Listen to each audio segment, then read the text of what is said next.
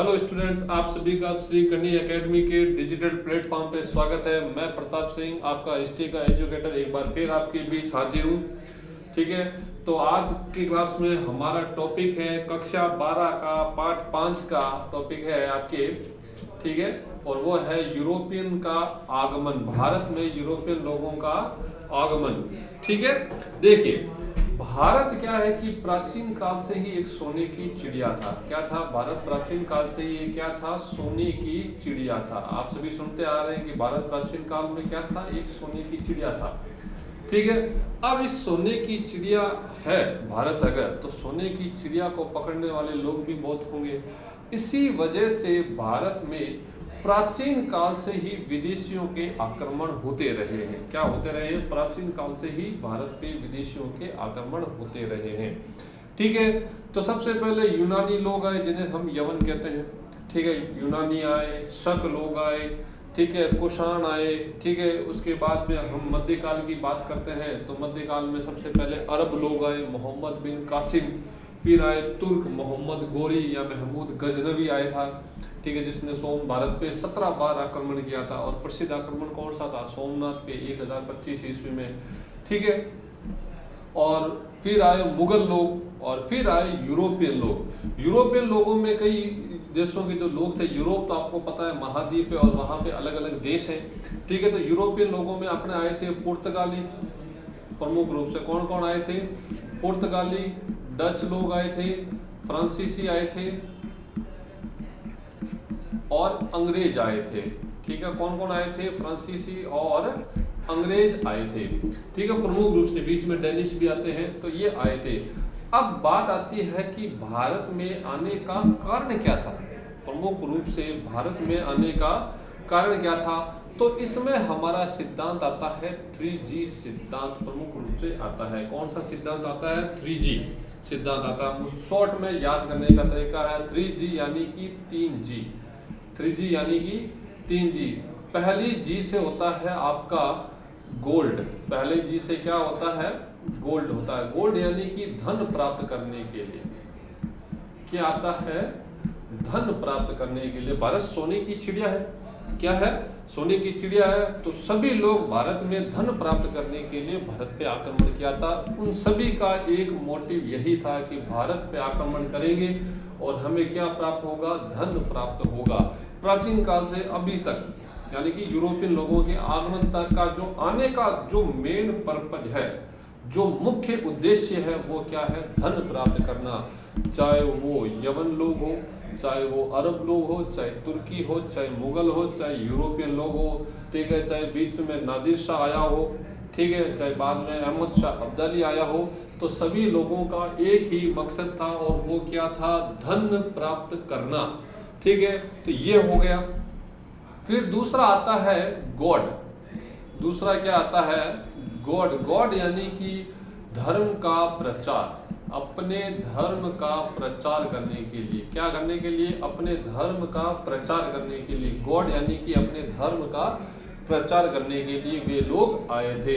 ठीक है, तो जो यवन लोग थे, तो इनका तो अपन नहीं कह सकते कि ये फैक्टर था ज्यादा तौर पे, क्योंकि वो तो आए और उन्होंने भारतीय धर्म को स्वीकार कर लिया था। जो यवन लोग थे, जो कुषाण थे, उन्होंने बौद्ध धर्म स्वीकार कर लिया। बहुत से शासक हुए जिन्होंने भागवत धर्म स्वीकार कर लिया। ठीक है, और वो भारतीय संस्कृति का अंग बन गए थे। लेकिन जो मध्यकाल में जो मुस्लिम लोग आए थे, तो उनका एक पर्पज क्या था कि भाई धन प्राप्त करने के साथ साथ में हमें इस्लाम धर्म का प्रचार भी करना है।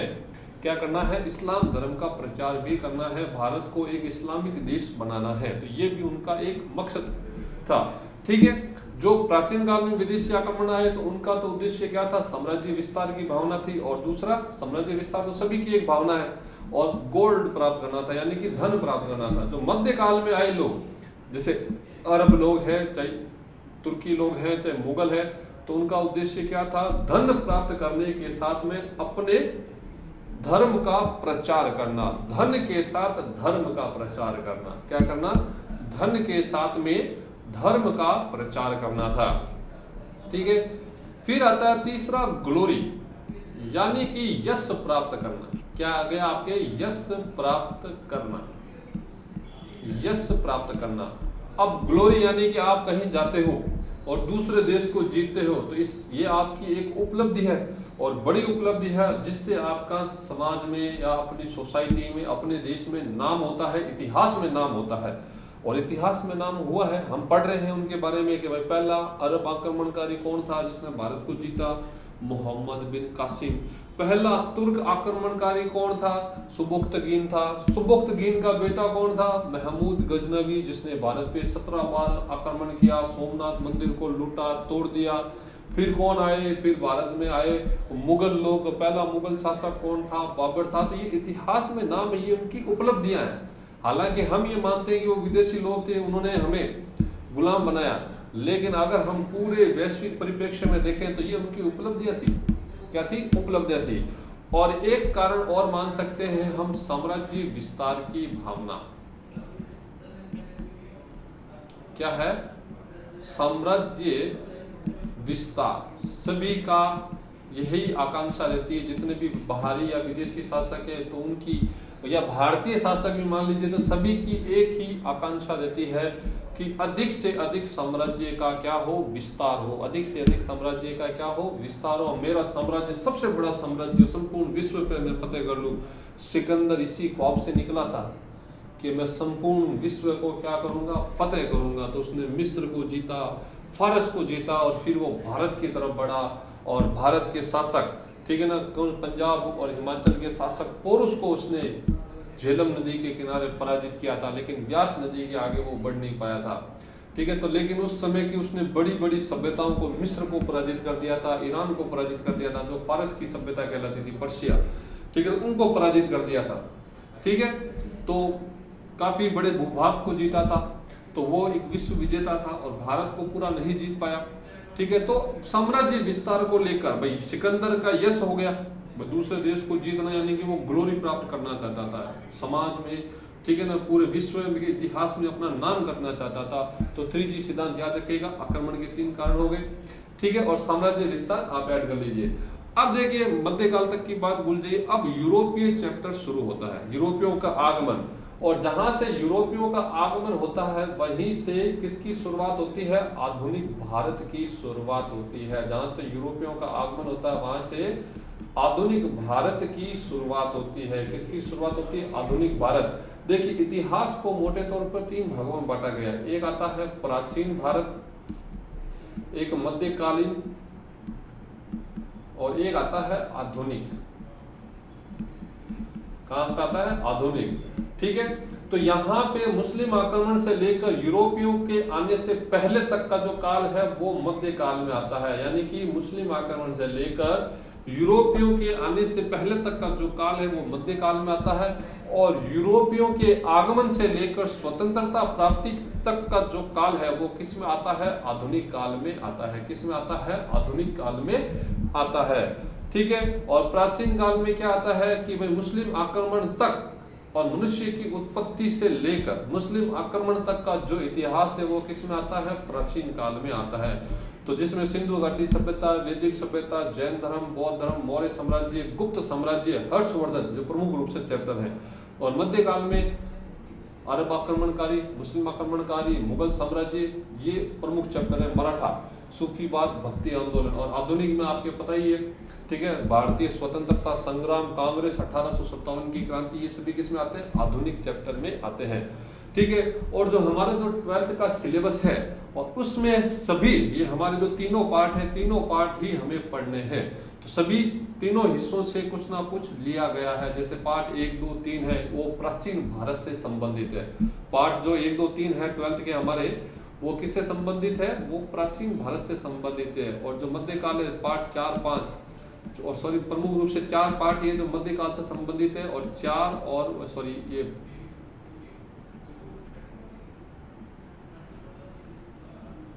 ठीक है, और ये आपके पार्ट 5 और 6 ये आधुनिक काल से संबंधित है। और जो पार्ट 7 है वो राजस्थान इतिहास से संबंधित है। किससे, राजस्थान से संबंधित है। ठीक है, किससे संबंधित है, तो वो राजस्थान से, राजस्थान हिस्ट्री से संबंधित है। तो उसमें भी 1857 की क्रांति, राजस्थान में स्वतंत्रता आंदोलन, ठीक है, और प्रजामंडल है, राजस्थान का एकीकरण है, ठीक है, राजस्थान के किसान आंदोलन, उनके बारे में डिस्कशन किया गया है। तो ठीक है, तो अब आगे बढ़ते हैं। जो हमारा टॉपिक है यूरोपियों का आगमन। ठीक है, यूरोपियों के आने के कारण 3G धन प्राप्त करना, अपने धर्म का प्रचार करना और यश प्राप्त करना, इतिहास में अपना नाम लिखवाना। ठीक है, और साम्राज्य विस्तार। और देखिए, यूरोपीय जो लोग हैं वो प्राचीन काल से ही भारत में आते जा रहे हैं। ऐसा नहीं है कि यूरोपीय लोगों ने शुरुआत में भारत को खोजा और उसको जीता, नहीं। भारत का जो व्यापार था वो प्राचीन काल से ही विश्व के तमाम देशों से मिला हुआ है। मतलब भारत प्राचीन काल से ही विश्व के बहुत से देशों से जुड़ा हुआ था, विश्व के लगभग तमाम देशों से जुड़ा हुआ था व्यापार के माध्यम से। किसके माध्यम से? आपको पता, सिंधु घाटी सभ्यता का व्यापार मेसोपोटामिया की सभ्यता से, मिस्र की सभ्यता से था। ठीक है, तो वहां से जुड़ा हुआ था प्राचीन काल से। और वो किस व्यापार के माध्यम से जुड़ा हुआ था? किसके माध्यम से जुड़ा हुआ था? व्यापार के माध्यम से जुड़ा हुआ था। और व्यापार भी किस चीज का होता था? प्रमुख रूप से मसालों का व्यापार होता था। किसका व्यापार होता था? मसालों का। किसका? भारत से ये पश्चिमी लोग क्या लेके जाते थे? मसाले लेके जाते थे, मसालों का व्यापार होता था। और मसालों में भी एक चीज आती है, काली मिर्च। मसालों में भी एक चीज क्या आती है? काली मिर्च चीज आती है। और काली मिर्च का क्या यूज होता था यूरोपियन कंट्रियों में? देखिए, यूरोपियन कंट्रियां, आप ठीक है, मैं आपको मैप बताता हूं क्या है, यूरोप कहां पर है। देखिए, ये जो हिस्सा है आपके, ये है यूरोपियन कंट्रीज। ठीक है, और यूरोपियन कंट्रीज में, ठीक है, ठंड बहुत पड़ती है क्योंकि ये उत्तरी गोलार्ध में पड़ता है। ठीक है ना, जैसे ये भूमध्य रेखा जाती है यहाँ से। ठीक है, और ये उत्तरी गोलार्ध में पड़ता है। उत्तरी गोलार्ध में ठंड बहुत पड़ती है। और जो काली मिर्च थी, इसका क्या यूज करते थे वो? काली मिर्च का, ठीक है, मसालों का क्या यूज लेते थे? तो वो काली मिर्च को पीस कर मीट के ऊपर लेप लगाते थे। काली मिर्च को पीस कर तो मीट के ऊपर क्या करते थे? उसका लेप लगाते थे, उसका यूज करते थे एज ए प्रिजर्वेटिव, ताकि मीट क्या है कि लंबे समय तक खराब ना हो, लंबे समय तक चले, वो जल्दी से खराब ना हो। तो इसलिए वो काली मिर्च को, मसालों को ज्यादा महत्व देते थे। ठीक है, तो वो भारत से और दक्षिणी पूर्वी एशिया से मसालों का व्यापार करते थे। और जो काली मिर्च थी वो प्राचीन काल में यूरोपियन लोगों को इतनी प्रिय थी, ठीक है, तो उसे प्राचीन काल में यवन प्रिय कहा गया है। काली मिर्च को क्या कहा गया है? यवन प्रिय कहा गया है। क्या कहा गया है? यवन प्रिय कहा गया है। अब देखिए कि जो समय बीतता जाता है तो बाद में ये जो सऊदी अरब है, कौन है ये? सऊदी अरब, इसका दबदबा हो जाता है। सऊदी अरब अपना साम्राज्य विस्तार करता है। तो ये जो यूरोप है, और ये आप देख सकते हैं कि ये क्या है? भारत है। तो भारत और यूरोपियन कंट्रीज के बीच में ये जो सऊदी अरब के जो लोग हैं वो क्या कहलाते थे? अरब। ये एक मध्यस्थ की भूमिका निभाने लगे। क्या निभाने लगे? मध्यस्थ, मीडिएटर की भूमिका निभाने लगे। क्योंकि जो पहले व्यापार होता था, ये आपके कौन सा सागर है? भूमध्य सागर है। कौन सा सागर है? भूमध्य सागर, मेडिटेरियन सी। कौन सा सागर है? मेडिटेरियन सी। और ये है रेड सी, आप देख सकते हैं, ये कौन सा है? रेड सी, लाल सागर है। ये क्या है? लाल सागर। ठीक है, तो और ये आपके इजिप्ट का जो हिस्सा है। ठीक है, तो यहाँ से जो भारत से ये जो खास कर दक्षिणी भारत में मसालों का उत्पादन होता था, तो वो यहाँ से माल जाता था और फिर भूमध्य सागर और फिर जाता था इटली में, और इटली से यूरोप के समस्त क्षेत्रों में फैलता था। और इस व्यापार में जो अरब लोग थे वो क्या करते थे? एक मीडिएटर की भूमिका निभाते थे। क्या निभाते थे? मीडिएटर की भूमिका निभाते थे। ठीक है, तो अब वो क्या करने? मीडिएटर है। तो यूरोपियन लोगों ने सोचा कि यार जो अरब लोग हैं वो अपनी मनमानी करते हैं, मनमाना कर वसूल करते हैं, मनमाना मुनाफा रखते हैं, तो क्यों ना हम ही भारत से डायरेक्ट व्यापार कर लें। तो अरब लोगों को क्या करें? मीडिएटर के पद से हटा देते हैं। अब हटाओगे तो आपको जाना तो यहीं से पड़ेगा, क्योंकि व्यापार का जो प्रमुख मार्ग है वो कौन सा? लाल सागर, भूमध्य सागर होते हुए। और ये पूरा किसके कब्जे में है? सऊदी अरब के कब्जे में है। किसके कब्जे में है? यानी कि अरब लोगों के अधिकार में है। तो अब क्या करें? भारत के जाने के लिए नया रास्ता ढूंढे। क्या ढूंढे? भारत जाने के लिए नया रास्ता ढूंढे। तो बाद में पुर्तगाल के लोगों ने नया रास्ता ढूंढा। आपको पता, कोलंबस भारत को खोजने निकला था।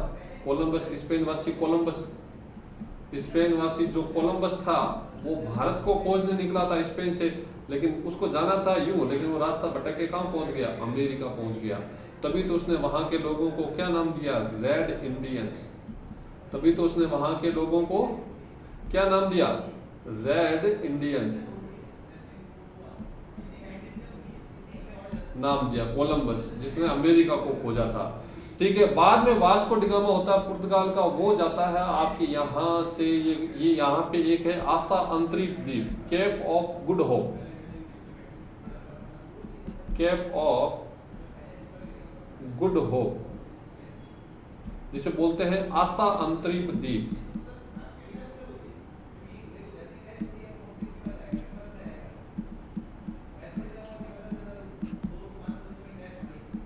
आशा अंतरिक्ष द्वीप, वो यहाँ से होते हुए फिर भारत पहुंचे। ये यहाँ पे आशा अंतरिक्ष द्वीप है, यहाँ पे समुद्री तूफान वगैरह काफी आते हैं, तो इसको पार करके फिर वो कहाँ पहुंचे, भारत पहुंचे। और भारत पहुंचने वाला पहला व्यक्ति कौन था, वास्को डिगामा। कौन था, वास्को डिगामा था, याद रखिएगा।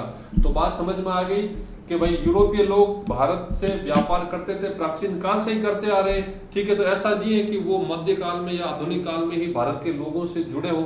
ठीक है, तो ऐसा कुछ नहीं है। ठीक है, वो प्राचीन काल से जुड़े हुए थे और व्यापार होता था। और व्यापार किस चीज का होता था, प्रमुख रूप से वो व्यापार होता था मसालों का। और मसालों में भी क्या चीज थी, काली मिर्च थी। और काली मिर्च का क्या यूज होता था कि वो अपने मीट को लंबे समय तक सुरक्षित रखने के लिए काली मिर्च का उपयोग करते थे। काली मिर्च को पीस कर उसका लेप लगाते थे ताकि चीज लंबे समय तक खराब ना हो।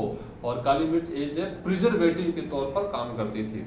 ठीक है, और बाद में मध्यकाल में सऊदी अरब के लोगों ने, यानी कि अरब लोगों ने, जो भारत और यूरोप के बीच में जो व्यापार होता था इसमें मीडिएटर की भूमिका निभाई थी। ठीक है, वो अपना मध्यस्थ, मध्यस्थ जो है अभी भारत से माल 10 में ले रहे हैं, वहां पे 50 में बेच रहे हैं, तो इससे यूरोपियन लोग क्या थे, परेशान थे। तो उन्होंने भारत के लिए एक नया रास्ता ढूंढा।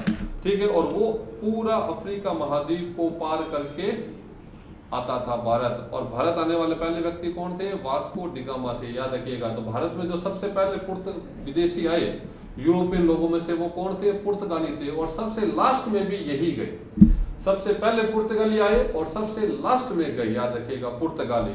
तो सबसे पहले जो पुर्तगाली आया वो आया था 1498 में। कौन आया था, 1498 में आया था, वास्को डिगामा आया था। 1498 में वास्को डिगामा। ठीक है, तो 1498 ईस्वी में कौन आया था, वास्को डिगामा। ठीक है, और ये कैसे आया था, एक गुजराती पथ प्रदर्शक था। गुजराती पथ प्रदर्शक अब्दुल मनीद,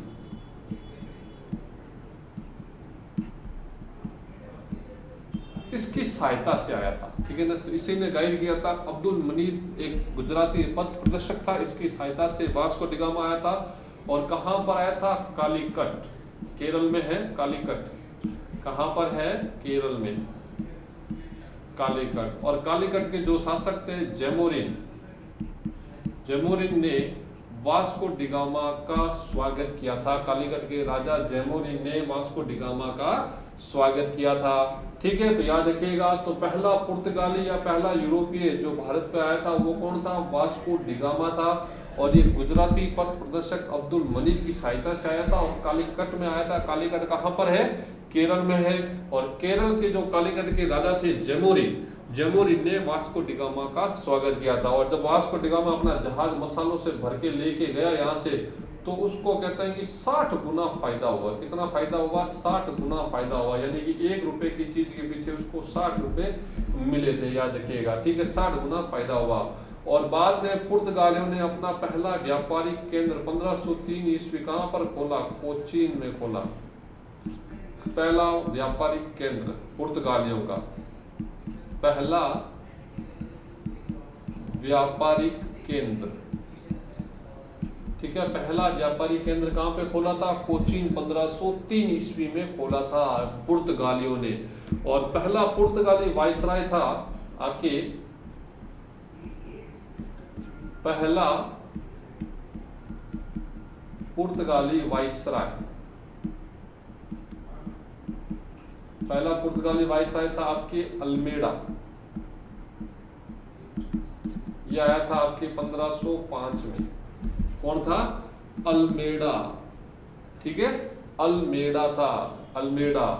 और इसकी एक नीति थी, आपको वो याद रखनी है, शांत जल की नीति,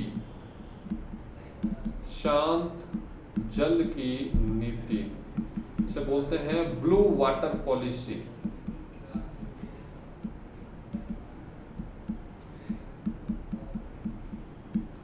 ब्लू वाटर पॉलिसी कहा जाता है।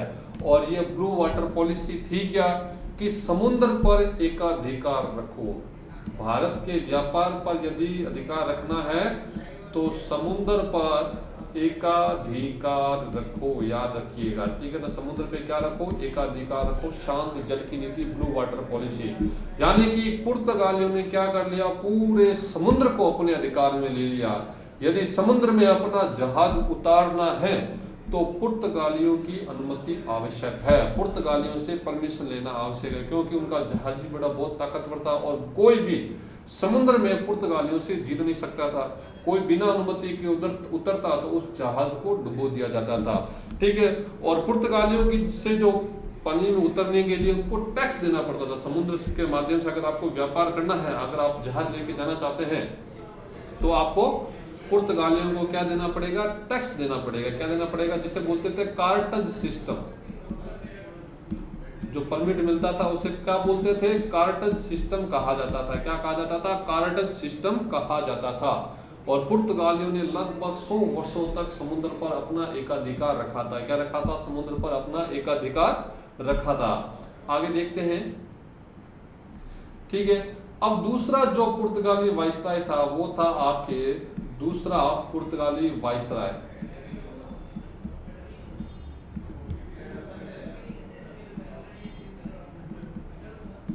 वो था Alfonso de Albuquerque. Alfonso de Albuquerque. ठीक है, ये आया था आपके 1509 ईस्वी में। इससे भारत में पुर्तगाली शक्ति का वास्तविक संस्थापक कहा जाता है। भारत में पुर्तगाली शक्ति का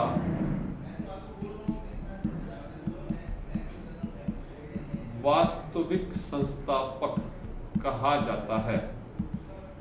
इसे भारत में पुर्तगाली शक्ति का वास्तविक संस्थापक कहा जाता है। किसे? अल्फांसो डी अल्बुकर्क, जो 1509 ईस्वी में आया था। ठीक है, दूसरा पुर्तगाली गवर्नर जनरल बन के आया था, याद रखिएगा। ठीक है, और इसकी मुख्य उपलब्धि क्या है कि इसने 1510 ईस्वी में गोवा को जीता था। किसको जीता था? गोवा को जीता था 1502 ईस्वी में, सॉरी 1510 ईस्वी में। किससे? बीजापुर के शासक यूसुफ आदिल शाह से, यूसुफ आदिल शाह से।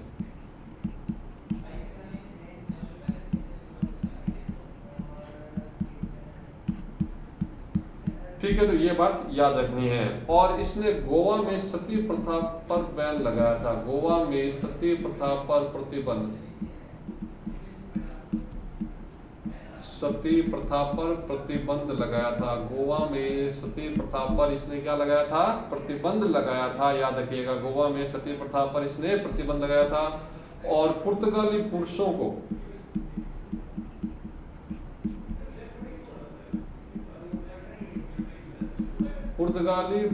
को भारतीय महिलाओं से विवाह के लिए प्रेरित किया था। भारतीय महिलाओं से विवाह हेतु प्रेरित किया था। ठीक है, यानी कि भारत में स्थायी पुर्तगाली बस्तियां बसाना चाहता था, स्थायी पुर्तगाली बस्तियां बसाना चाहता था। वो भारत में स्थायी पुर्तगाली बस्तियां बसाना चाहता था। गोवा में सती प्रथा पर प्रतिबंध लगाया, पुर्तगाली पुरुषों को भारतीय महिलाओं से विवाह के लिए प्रेरित किया और भारत में स्थायी पुर्तगाली बस्तियां बसाना चाहता था। और मुख्य उपलब्धि क्या थी? 1510 ईस्वी में गोवा को जीता था, याद रखिएगा। ठीक है, और पुर्तगालियों ने भारत में तंबाकू की खेती प्रारंभ की थी। कुछ चीजें देखा जाए तो तंबाकू की खेती प्रारंभ की थी पुर्तगालियों ने भारत में। और छापाखाना की शुरुआत भी किसने की थी? यानी कि प्रिंटिंग प्रेस, प्रिंटिंग प्रेस की शुरुआत भी भारत में किसने की थी? तो पुर्तगालियों ने ही की थी, याद रखिएगा। तो तंबाकू की खेती के साथ साथ वो और भी बहुत सी चीजें लेके आए थे, कई फल फ्रूट, ठीक है, कई मसाले नए लेके आए थे, अन्य देशों से भारत में लाए, उनकी खेती को भारत में बढ़ावा दिया था, जिसमें तंबाकू की खेती प्रमुख रूप से आलू कह सकते हैं वो बाहर से लाए थे, ठीक है। और छापा खाना यानी कि प्रिंटिंग प्रेस की शुरुआत उन्होंने की थी भारत में। तो ठीक है, ये थे पुर्तगालियों के बारे में। आगे देखते हैं डच लोगों के बारे में। किसके बारे में देखते हैं? डच। सबसे पहले डच लोग कहाँ के निवासी थे? तो ये नीदरलैंड के निवासी थे। कहाँ के थे? नीदरलैंड के निवासी थे, याद रखिएगा, नीदरलैंड के निवासी थे डच लोग। नीदरलैंड को हॉलैंड भी बोलते हैं, ठीक है। इनकी जो डच ईस्ट इंडिया कंपनी है, इसकी स्थापना हुई थी आपके 1602 ईस्वी में। जो डच ईस्ट इंडिया कंपनी है, इसकी स्थापना हुई थी 1602 ईस्वी में, और इन्होंने अपना पहला व्यापारिक केंद्र खोला था 1605 ईस्वी मसूलीपट्टनम में।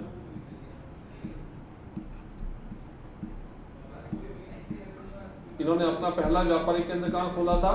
1605 ईस्वी में मसूलीपट्टनम में, ठीक है। अब देखिए, डच लोगों का इतना योगदान नहीं रहा। डच लोगों का एक विशेष योगदान क्या था कि इन्होंने भारतीय सूती वस्त्र के निर्यात को महत्व दिया। सूती वस्त्रों के निर्यात को महत्व दिया,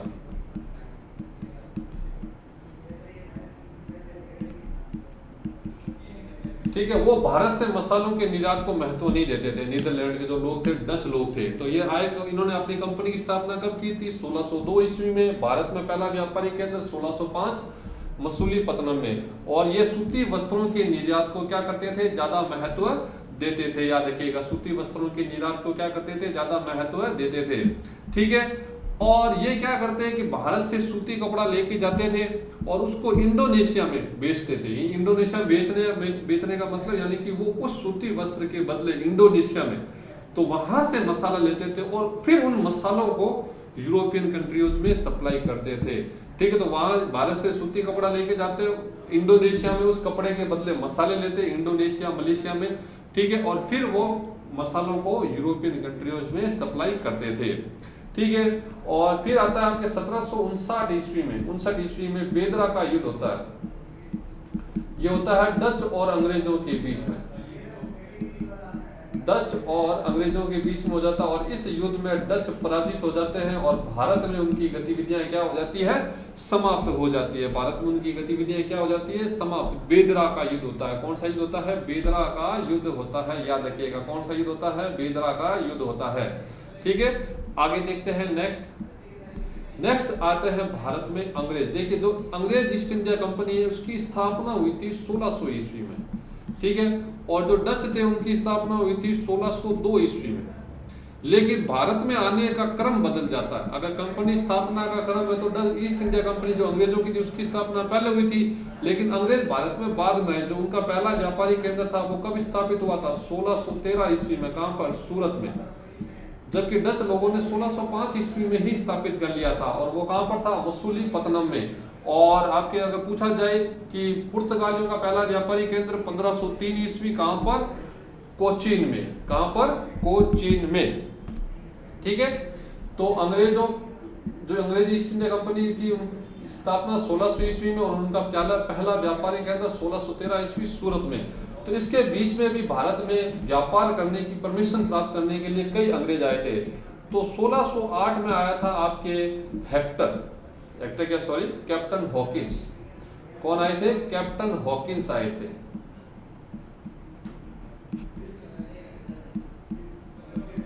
कैप्टन हॉकिंस आए थे, और ये हेक्टर नामक जहाज पर आए थे। हेक्टर नामक जहाज पे आए थे, और जब आए थे तो उस समय भारत पे राज किसका था? जहांगीर का राज था।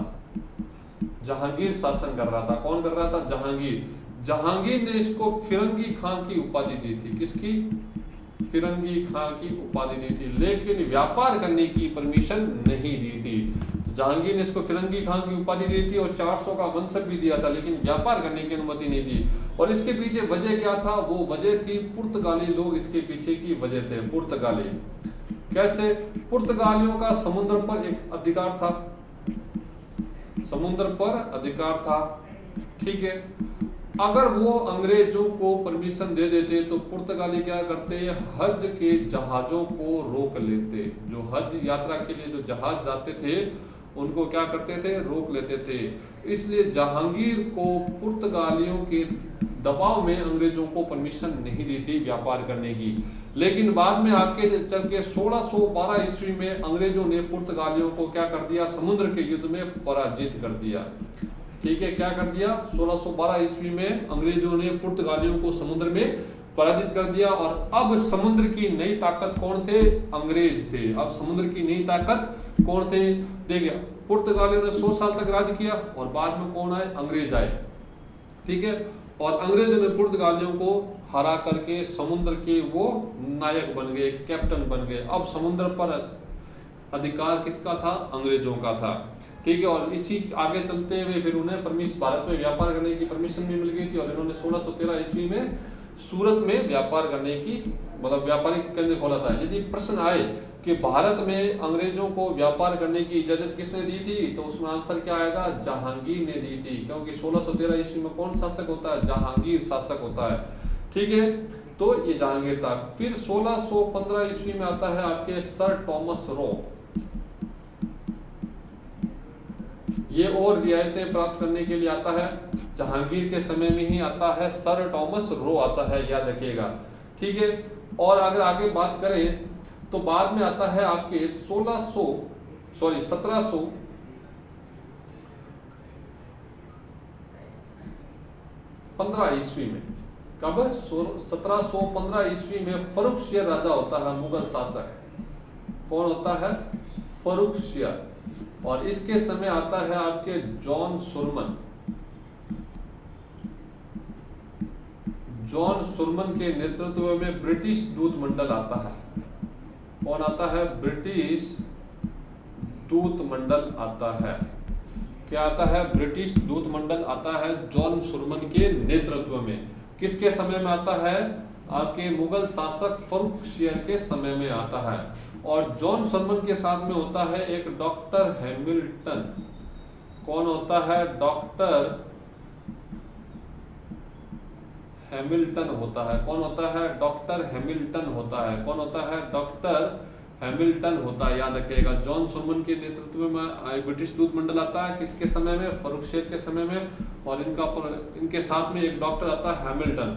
अब हैमिल्टन क्या करता है कि फर्रुखशियर की एक बीमारी होती है लाइलाज, उसका इलाज कर देता है। क्या कर देता है, एक लाइलाज बीमारी होती है, उसका क्या कर देता है, इलाज कर देता है। तो इससे फर्रुखशियर खुश हो जाता है और 1717 ईस्वी में कंपनी के नाम एक शाही फरमान जारी करता है। क्या जारी करता है, कंपनी के नाम में एक शाही फरमान जारी करता है। और इस शाही फरमान में क्या था कि 3000 रुपए वार्षिक के बदले,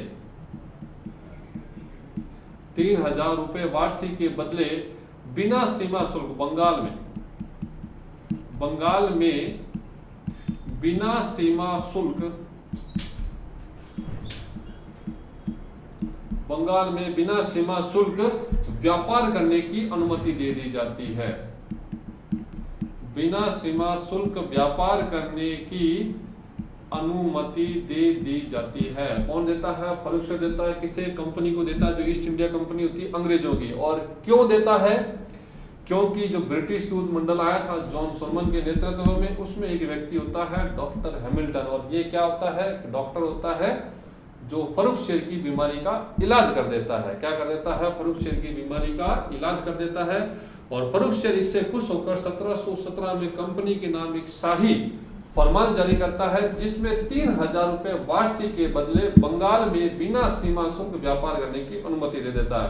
तो कंपनी को क्या दिया जाता है, एक पास दिया जाता है। आधुनिक कह लीजिए पास सिस्टम दिया जाता है, जो अपना फास्टैग नहीं चलता कि आप टोल नाकों से बिना गाड़ी रोके निकल सकते हो, तो वैसा ही इनको एक पास दिया गया था। ठीक है ना, पास, क्या भाई ये पास टोल नाकों पे दिखाओ, आपको टैक्स नहीं देना, सीधे आप अपनी गाड़ी लेके जा सकते हो। तो इसको बोलते हैं दस्तक प्रथा। क्या बोलते हैं, इसको बोलते हैं दस्तक प्रथा बोलते हैं। ठीक है, क्या बोलते हैं, दस्तक प्रथा। ठीक है, देखिए इसी के बीच में एक घटना घटित होती है 1661 ईस्वी में। पुर्तगाली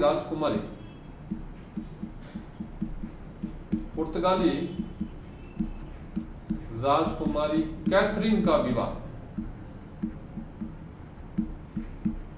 कैथरीन का विवाह ब्रिटिश सम्राट चार्ल्स से होता है। किससे होता है? ब्रिटिश सम्राट चार्ल्स से होता है। और पुर्तगाली अंग्रेजों को बंबई दहेज में देते हैं। पुर्तगाली अंग्रेजों को बंबई दहेज में देते हैं, याद रखिएगा, ठीक है। तो बाद में जो सम्राट होता है वो ईस्ट इंडिया कंपनी को 10 पाउंड वार्षिक किराए के बदले कंपनी को ये बंबई किराए पर दे देता है, ठीक है। तो याद रखिएगा। तो फर्रुख शेर ने शाही फरमान जारी किया था और इसके बीच की घटना क्या है? 1661 ईस्वी में पुर्तगाली राजकुमारी कैथरीन का विवाह ब्रिटिश सम्राट से होता है, ठीक है। और वो बंबई दहेज में देते हैं अंग्रेजों को, ठीक है। तो ये था अंग्रेजों का काल। फिर आते हैं भारत में कौन आते हैं? नेक्स्ट आते हैं फ्रांसीसी आते हैं। कौन आते हैं? फ्रांसीसी आते हैं। देखिए, जो फ्रांसीसी ईस्ट इंडिया कंपनी है इसकी स्थापना हुई थी 1664 ईस्वी में और इन्होंने अपना पहला व्यापारी केंद्र 1668 ईस्वी में सूरत में खोला था, फ्रांसिस कैरो के नेतृत्व में। फ्रांसिस कैरो के नेतृत्व में खोला था, याद रखिएगा, फ्रांसिस कैरो के नेतृत्व में खोला था, ठीक है, सूरत में खोला था। अब अंग्रेजों में और फ्रांसीसियों में, ठीक है, साम्राज्य विस्तार के लिए 3 युद्ध होते हैं। क्या होते हैं? 3 युद्ध होते हैं जिन्हें हम कर्नाटक युद्ध के नाम से जानते हैं। किसके नाम से जानते हैं? कर्नाटक युद्ध के नाम से जानते हैं। और इन युद्धों में अंग्रेज फ्रांसीसियों को भी पराजित कर देते हैं और भारत में एक सुप्रीम पावर बन जाते हैं। क्या बन जाते हैं? सुपर पावर या सुप्रीम पावर बन जाते हैं, यानी कि भारत पर एकाधिकार कर लेते हैं। कर्नाटक युद्ध में अंग्रेजों को पराजित कर दिया, पहले डच लोगों को पराजित कर दिया और फिर वो पुर्तगालियों को भी पराजित कर दिया, यानी कि जो यूरोपीय लोग आए थे उनमें अंग्रेज अन्य यूरोपीय लोगों को पराजित कर देते हैं और भारत पर और भारत के व्यापार पर क्या कर लेते हैं? एकाधिकार कर लेते हैं। भाई ब्रिटिश हुकूमत बड़ी थी, ब्रिटेन ने, जो ग्रेट ब्रिटेन है उसने लगभग विश्व के सभी देशों पे राज किया है और कहा जाता था कि ब्रिटेन का जो साम्राज्य है उसमें कभी भी सूर्य अस्त नहीं होता है। क्या नहीं होता? ब्रिटेन के साम्राज्य में कभी भी सूर्य अस्त नहीं होता है, क्योंकि अमेरिका में भी उनका कब्जा था पहले शुरुआती चरण में, यूरोप में भी था, ठीक है, अफ्रीका में भी था और एशिया में भी था। तो सूरज एक जगह अस्त हो रहा है तो दूसरी जगह उदय हो रहा है। तो ब्रिटिश साम्राज्य का कभी भी सूर्य अस्त नहीं होता था, ठीक है। तो पहले भारत में कौन आए थे? फ्रांसीसी लोग, सॉरी पुर्तगाली लोग आए थे। पहला पुर्तगाली या पहला यूरोपीय व्यक्ति कौन था? वास्को डी गामा था, ठीक है। और पहला वाइसराय अल्मेडा था, दूसरा वाइसराय अल्बुकर्क था, वास्तविक संस्थापक था जिसने गोवा को जीता था। फिर आए डच लोग। डच लोग कहाँ के निवासी थे? नीदरलैंड के निवासी थे। डच लोग कहाँ के निवासी थे? नीदरलैंड के निवासी थे, ठीक है। वो बेदरा के युद्ध में अंग्रेजों से पराजित हो जाते हैं और भारत से सूती कपड़े के निर्यात को महत्व देते हैं। उनका रोल इतना ही था। फिर आते हैं अंग्रेज। पहला अंग्रेज कौन होता है जो आता है? उसमें जहांगीर के दरबार में आता है कैप्टन हॉकिंस, हेक्टर नामक जहाज पे बैठ के आता है। बाद में आता है सर टॉमस रो। फिर आता है जॉन सुरमन के नेतृत्व में, उसके साथ में होता है हैमिल्टन, फर्रुख शेर के दरबार में आता है और वो शाही फरमान जारी करता है, दस्तक प्रथा, ठीक है। तो दस्तक प्रथा का भी एक रोल है इतिहास में। प्लासी के युद्ध में भूमिका निभाई थी कि भाई कारणों में एक प्रमुख भूमिका थी प्लासी दस्तक में, क्योंकि दस्तक का दुरुपयोग होने लगा था और प्लासी के युद्ध का एक वो कारण बना था, ठीक है। तो ये बात आप याद रखिएगा। फिर आते हैं फ्रांसीसी, 1664 ईस्वी में आते हैं और इनका पहला व्यापारिक केंद्र होता है 1668 में सूरत में और ये भी फ्रांसिस कैरो के नेतृत्व में। फिर साम्राज्य विस्तार को लेकर, व्यापार को लेकर फ्रांसीसियों और अंग्रेजों के बीच में 3 युद्ध लड़े जाते हैं जो इतिहास में किस नाम से प्रसिद्ध है? कर्नाटक युद्ध के नाम से प्रसिद्ध है। और इनमें जो एक प्रमुख युद्ध होता है वो आपके लड़ा जाता है 1760 ईस्वी में, वांडीवास का युद्ध। इसमें अंग्रेज फ्रांसीसियों को फाइनली तौर पर पराजित कर देते हैं। क्या कर देते हैं? फाइनली तौर पर पराजित कर देते हैं और भारत पे फिर फ्रांसीसियों की गतिविधियां बिल्कुल ना के बराबर हो जाती है। अब फ्रांसीसियों की हार के कारण माने तो जो फ्रांसीसी ईस्ट इंडिया कंपनी थी वो राजा के अधिकार में थी, मतलब एक सरकारी कंपनी थी, जबकि ईस्ट इंडिया कंपनी जो थी वो एक क्या थी? प्राइवेट संस्था थी। और आप सभी अच्छी तरह जानते हैं कि प्राइवेट संस्था सरकारी संस्था के मुकाबले ज़्यादा क्रियाशील होती है, ज़्यादा एक्टिव होती है, ठीक है, और ज़्यादा स्वतंत्र होती है डिसीजन लेने के लिए। फ्रांस की कंपनी को अपने सरकारी अधिकारियों से, राजाओं से परमिशन लेनी पड़ती थी, जब तक बहुत टाइम निकल जाता था, क्योंकि उस समय तो टेलीफोन था नहीं कि आपने तुरंत भारत से फ़ोन लगाया कि अंग्रेज आक्रमण कर रहे हैं, अब हमको क्या करना चाहिए, ठीक है। तो वहाँ से संदेश जाता, वो कई महीनों में लौट के आता, तब तक तो युद्ध के परिणाम ही बदल जाते थे। दूसरा, अंग्रेज जो कंपनी थी, उनके अधिकारियों को डिसीजन लेने की ज़्यादा स्वतंत्रता थी, ठीक है। और दूसरा क्या होता है कि भाई जो 1760 युद्ध होता है, ये आप देखिए, इससे पहले एक युद्ध लड़ा जाता है 1757 प्लासी का युद्ध। इसमें अंग्रेज क्या करते हैं, बंगाल पे अधिकार कर लेते हैं और उन्हें खूब सारा धन मिलता है, जिसका उपयोग वो भारत में साम्राज्य विस्तार में लगाते हैं और फ्रांसीसियों को पराजित करने में भी लगाते हैं। तो उनको एक बंगाल जैसा संपन्न प्रांत मिल जाता है, जिससे उसकी आवश्यकताओं की पूर्ति होती है, ठीक है। तो ये क्या था, हमारा जो चैप्टर था वो था भारत में यूरोपीय कंपनियों का आगमन, ठीक है। तो उम्मीद करता हूँ कि इस चैप्टर में आपको सब कुछ समझ में आया होगा, ठीक है। हम फिर मिलेंगे एक नए टॉपिक के साथ, एक नई वीडियो के साथ। तब तक के लिए बहुत बहुत धन्यवाद।